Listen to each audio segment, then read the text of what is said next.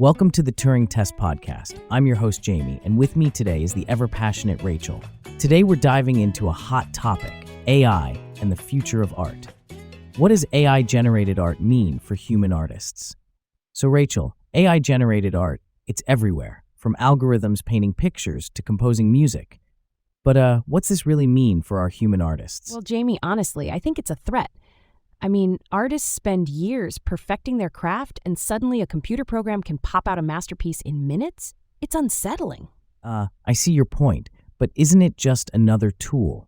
I mean, think about the camera. When it first came out, people thought it was the death of painting, but artists adapted. They evolved. Adapted? Jamie, it's not that simple. You're kind of reducing the entire emotional depth of art into like a mere technique that can be transferred or adapted. There's a soul in art that AI just cannot replicate. Okay, but let's not forget, AI can push boundaries. It can experiment in ways that humans haven't even thought of. Isn't that the essence of art? Pushing boundaries? Pushing boundaries, sure, but at what cost? Art is about human expression. When you have AI algorithms creating content, you strip away the humanity. Art becomes a product, not a process. Well, I think that's a bit dramatic. Art has always been a product. And now, with AI, more people can access art, both in creation and appreciation. Doesn't that democratize art, make it more accessible? Accessible. Jamie, just because something is accessible doesn't mean it's meaningful. You're basically saying that flooding the market with AI art is good because it's accessible. But what about quality? What about authenticity? Oh, come on, Rachel. Are you telling me every piece of human-made art is a gem? There's plenty of questionable art out there. At least AI is shaking things up. Shaking things up? You're missing the point. Art isn't just about shaking things up. It's about connection, human flaws, and beauty. AI can mimic creativity, but it can't understand or feel it. All right, but think about the artists using AI to explore new forms of creativity. They're collaborating with AI, not competing against it. Collaborating, sure, but at what point does the artist end and the AI begin?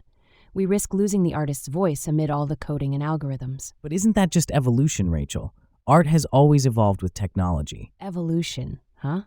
Well, there's a fine line between evolution and erasure. Anyway, let's not spiral here. By the way, so before we continue, just a quick shout out to Augmented AI, the producer of the Turing Test Podcast.